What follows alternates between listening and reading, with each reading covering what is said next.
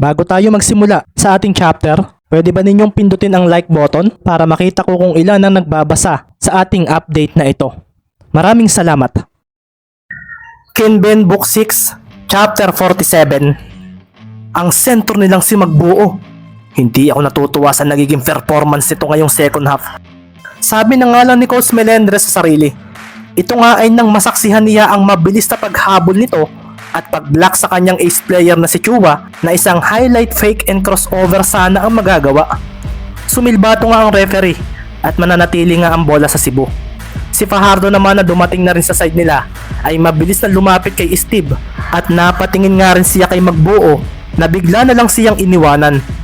Makikita naman si Ricky na mabilis na lumapit kay Marlon matapos ang defensive play na iyon. Ang galing ng ginawa mo, Kuya Marlon. Sabi nga ni Ricky na pasimpleng napasulyap kay Chua. Naalala nga niya ang ginawa nitong fake move sa kanya at tatandaan daw niya iyon upang hindi na maulit muli. Pasensya na kung pangit ang performance ko kanina. Babawi na ako. Ayaw kong matalo tayo ng walang laban. Sambit nga ni Marlon at si Ricky naman ay napatango. Nagpunta na nga rin sila sa kanilang mga babantayang kalaban. Sina Wanabe at Magbanwa nga ay napatingin din sa Magbuo na bumuta kay Steve at hindi nila alam pero parang bigla nilang naalala ang ginawa nitong pag-posterize kay De Ocampo noong Cavite ang kalaban nito. May pagkakatulad ang lakas ng dating ng play na iyon at nang ginawa nito kay Chua. Ibinigay na nga ng referee kay Yulo ang bola na siyang mag-i-inbound at agad namang tumakas sina Wanabe at Chua mula kina Mendez at Romero. Mabilis namang hinarangan ni Ibanez ang inbounder. Kaso, isang bounce pass ang ginawa ni Yulo at ang mga manonood ay napaseryoso nang si Jun Fajardo ang sumambot sa bola na mabilis na iginalaw ang katawan pa kanan habang nasa likuran si Magbuo. Kasunod nga rin noon ay ang bigla niyang pagkaliwa at paggalaw ng kaliwang siko para ibunggo sa nasa likuran niyang defender. Naramdaman ni Marlon ang gulang nito pero hindi raw ito sapat para madaig siya. Sa pagsisimula pa lang ng ika-4 na quarter ay buo na ang kanyang katawan at isip sa magiging laro niya. Gaya nga ng sabi ni Coach Isaiah sa kanya, kailangang magkaroon sila ng isang dekalibreng big man sa ilalim ng basket. Alam ni Marlon na siya ang pinakamaliit na sentro ng liga pero hindi na niya ito iisipin dahil may isa siyang kakilala na maliit para maging big man pero naging isa sa matitibay na sentro ng Ormi noon. Marlon, sa panahon ngayon, sa henerasyon ninyo, marami na ang lumilimot sa posisyon na pagiging sentro. Karamihan ngayon na mga sumisikat ay mga guards dahil mabilis, athletic at puro highlight plays. Noong panahon namin, hindi ganito. Pero isang bagay ang sasabihin ko sa iyo. Kung gusto mong maging pinakamalakas sa basketball, huwag mong iisipin na magiging pinakamagaling ka. Alam mo kung ano ang dapat mong isipin? Ang kung paano ka magiging pinakamagaling. Kung paano mo ito gagawin. Kung paano ka gagalaw para mangyari iyon. Darating ang punto sa paglalaro mo na magkakaroon ka ng malalakas na kalaban. Matatalo ka. Maiisahan ka pero sa oras na umabante ka na sa gusto mong gawin, gugustuhin mo pa bang bumalik? Sumagi sa isip ni Marlon ang ilang mga sinabi sa kanya noon ng kanyang ama noong nabubuhay pa ito. Sa totoo lang ay marami na itong itinuro sa kanyang mga galawan, mga posisyonan. Nang makilala nga niya si Ricky Mendez ay isang bagay naman na napagtanto niya. Akala niya ay ayos na siya sa Mansalay team, na kontento na siya. Pero hindi pala siya kontento. At dito na unti-unting inaabsorb ng utak niya ang mga pangaral ng kanyang ama na si Lil Giant. Sa pag-abante ni Fajardo ay napakuyom na lang si Coach Melendres dahil nakita niya ang kaseryosohan ng mga mata ng kanyang sentro. Ibabawi nito si Steve sa ginawa ni Magbuo. Tumalo na nga si Fajardo at dito na nga niya hinawakan ng mahigpit ang bola. Pagkakita niya nga sa basket ay buong lakas niya itong idinakdak.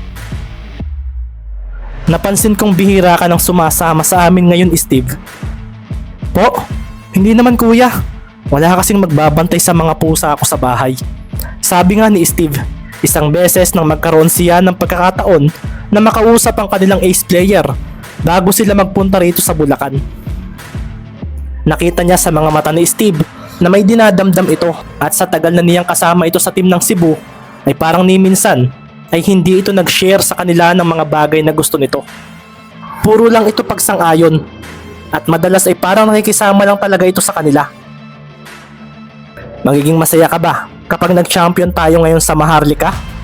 Papahinang tanungan ni Fajardo at nang marinig ito ni Chua ay sandaling umihip ang hindi kalakasang hangin nang may dumaang mabilis sa sasakyan. Siguro kuya, magcha-champion na pati tayo ngayon. Kompleto na tayo. Tatalunin na natin sina Abad. Kalmadong wika nga ni Chua at marahan namang napatingin na rin sa malayo si Fajardo. Kilala niya na anak si Chua ng isang magaling na basketballista noon, pero ang hindi niya makita rito ay kung gusto ba talaga nito ang basketball. Hindi niya makita sa laro nito ang bagay na nakikita niya kay Joseph Wanabia at kahit sa isa sa veterano na nilang si Sen Magbanwa. Wala ka bang girlfriend? Po? Marahang napangiti si Steve nang marinig iyon. Bakit iyan kuya ang tanong mo? Basketball lang tayo. Napangiti na rin si Fajardo at napatapik ng kamay sa balikat ni Chua. Pwede kang magsabi sa akin kapag may problema ka. Kaibigan mo ako, Steve. Kuya. Salamat kuya, pero okay lang ako. Basta, dapat mag-champion tayo this season. Kasi, baka iyon na ang magpapasaya sa akin. Sandali muling umihip ang hangin at kasunod noon ay ang mahinang pagsasalita pa ni Steve na kinaseryoso ni Jun. Sa iyo ko lang ito kuya sinabi. Sana ay hindi mo ito sabihin sa iba nating teammates. Sabi pa nga ni Steve na nagpaalam na rin kay Jun nang lumiko na siya papunta sa kanyang apartment. Naiwan nga si Jun Fajardo na natahimik at nang lumayo si Chua ay dito na napakuyom ang sentro ng Cebu. Nayanig ang board sa pagbiti ni Fajardo na nagdidilim ang paningin kaso ang bola ay tumapon pa itaas dahil sa nagawa pa rin siyang i-block ni Magbuo at sa paglapag nila ng sabay ay agad na humakbang ang sentro ng Cebu para sa bola. Ang mga manonood na nakakita sa block na iyon ni Magbuo ay biglang nakaramdam ng lakas mula rito. Si Coach Melendres nga ay napakuyom na lang dahil parang gumaganda raw ang laro ng sentro ng kalaban. At ang mablock si Fajardo ay isang malaking bagay para sa kanya. Tumapon nga muli ang bola sa labas ng court at sa pagkakataong ito ay may 2 segundo na lang ang natitira sa shot clock ng Cebu. Si Ricky nga ay sandaling napatingin kay Marlon na ngayon ay dinidikitan na kaagad si Fajardo pagkatapos ng block nito rito. Malakas ang sentro namin. Sabi nga sa sarili ni Carlo na mabilis na hinarangan ang magiging inbounder na si Yulo. Sina Maki at Ricky naman ay mabilis na dinikitan sina Wanabe at Chua na hindi natutuwa sa ginawa ni Magbuo sa kanilang sentro. Nang mga oras namang iyon ay makikita ang pagtingin ni Magbanwa sa inbounder na si Yulo at pagkatapos noon ay bumigla siya ng takbo nang bigyan siya ni Fajardo ng pasimpleng screen mula kay Sanchez. Sa paglitaw nga ni Magbanwa ay agad na ipinasa rito ni Yulo ang bola. Pagkahawak nga ni Sen sa bola ay agad din siyang tumalon paharap sa basket. Sina Maki at Ricky naman ay biglang lumitaw sa harapan ni Magbanwa. Makikita nga ang fade away shot ni Sen Magbanwa at sina Ricky at Maki naman ay itinodo ang pagtalon upang masira ang bitaw nito. Alam kasi nilang hindi na nito ipapasa ang bola dahil sa natitirang oras sa shot clock. Napakawalan nga ni Magbanwa ang bola at sa paglapag niya ay napaupo pa siya sa sahig ng court. Kasabay rin noon ay ang paglapag ni Mendez at Romero. Sa bola nga sila napatingin. Nasa ere na nga ito at tumunog na rin nga ang buzzer. Napangiti na nga lang si Magbanwa nang halitin ng bola ang basket nang walang kasabit-sabit. Ang commentator nga ay napaseryoso sa nasaksihan niya at ang mga fans ng Cebu ay hindi maiwasang magulat sa ginawa ni Sen. Pagtayo nga ni Magbanwa ay napatingin nga siya kina Mendez at Romero na nabigla sa cold-blooded shot na kanyang nagawa. Mga bata, ano ba ang ginagawa ninyo? Hindi ba dapat kayong matuwa dahil magagaling ang kalaban natin? Nasaan na ang mentality ninyo na mag-excel? Hindi na ako bata para buhatin kayo. Sabi pa nga ni Sen Magbanwa na ikinangiti na nga lang ni Coach Melendres. Inaasahan na niyang gagawin ito ni Sen. At ang tirang pinakawalan nito, bigla tuloy niyang naalala ang mga panahong nasa 20s pa ito. Ang Kobe ng Cebu noon. Sabi na nga lang sa sarili ni Coach Melendres at nang mapatingin siya kay Sen ay nakaramdam siya na talagang hindi sila basta-basta matatalo sa Kalapan dahil nandito pa ang pinuno ng kanyang team. Ang lupit ng tirang iyon, parang may nakita akong player sa kanya. Sabi nga bigla ni Carlo nang lumapit kina Ricky at Maki. Kanina pang tahimik ang laro niya. Tama ka, parang kagaya ng tira ng isang NBA player. Sambit naman ni Maki at napakuyom nga sila ni Carlo. Makikita nga rin ang mabilis sa pagbaba ng mga players ng Cebu papunta sa side ng Kalapan. Nakikita pa ngang nagsalita si Sen Magbanwa sa mga ito at dito na nga natauhan ang mga kasamahan niya. Nagpasalamat nga sila kay Magbanwa kaso hindi niya ito tinanggap. Hindi natin ikakapanalo ang pasasalamat ninyo. Do the work. Lahat tayo ay mahuhusay at ang pagkakamali ay kasama sa laro. Ikaw Jun, huwag ka magpatalo kay Magbuo. Kahit ilang beses ka niyang mapigilan, huwag ka nga atras. Jack, hindi porket hindi ka nakakahawak ng bola ay lalamyahan na ang laro mo. Hindi lang sa paghawak sa bola umiikot ang basketball. Joseph, ilabas mo ang angas mo at Steve, ang langya mong maglaro. Bulalas nga ni Sen Magbanwa at sa pagharap nga niya sa paparating na kalaban ay dito na nga niya inihanda ang kanyang sarili. Matatalo ba tayo?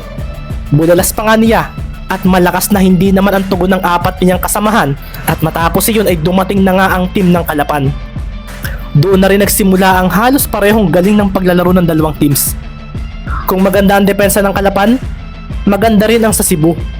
Kung pupuntos ang Kalapan, ay pumupuntos din ang Cebu. Naging palitan ng depensa at opensa sa opensa ang nangyayaring laro matapos ang pangyayaring iyon. Takbuhan kung takbuhan. At si Ricky nga ay hindi maiwasang matuwa dahil kahit na hindi nila makuha ng ayos ang momentum, ay hindi naman din makuha ng Cebu ito. Naglaban sa rebounding sina Magbuo at Fajardo. At kahit unti-unting natatalo si Jun, ay hindi na ito umaatras pa.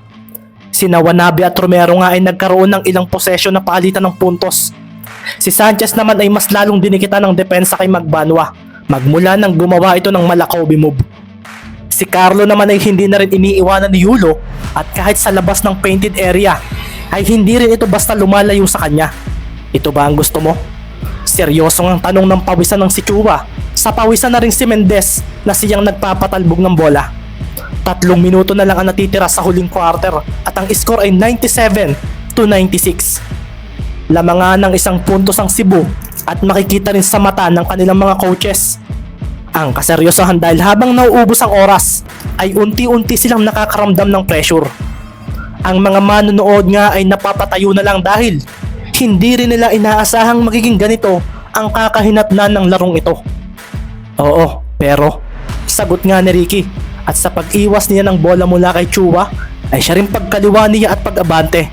Si Chua naman ay mabilis na gumalaw at sa paghabol niya ay bigla namang bumalik si Mendez at bumigla ng pagkanan na naging dahilan upang ang mga manonood ay mapaseryoso.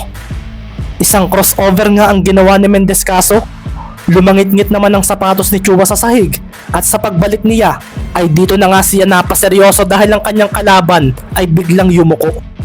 Kasunod ng ginawang iyon ni Mendez ay ang kanyang pag-abante ng malaki. Isang duck-in move ang ginawa niya at sa pag-iwan niya kay Chua ay siya ring pagtalo niya papunta sa basket na agad namang ikinatalo ni na Wanabe at Yulo na umabante upang siya ay pigilan. Si Chua naman ay mabilis na tumingin sa bola kung ipapasa ba ito o hindi. Si Magbanwa naman ay napatingin sa katapatan niyang si Sanchez. Nawala nga ito at makikita naman nga si Mendez na pinakawala ng bola. Itinuloy niya ang kanyang opensa na isang floater shot at sa paglapag niya ng tatlo ay napakuyom na lang si Ricky dahil nagmintis ang bola. Pagbalik ng bola ay napaseryoso na lang si Fajardo nang sandalan siya ni Magbuo at kasunod noon ay ang paglampas ni Sanchez. Kinuha nito ang rebound at kasunod noon ay ang kanyang paglalagay ng bola sa basket subalit mula sa likuran niya ay biglang lumitaw si Chua na hinampas agad ang bola.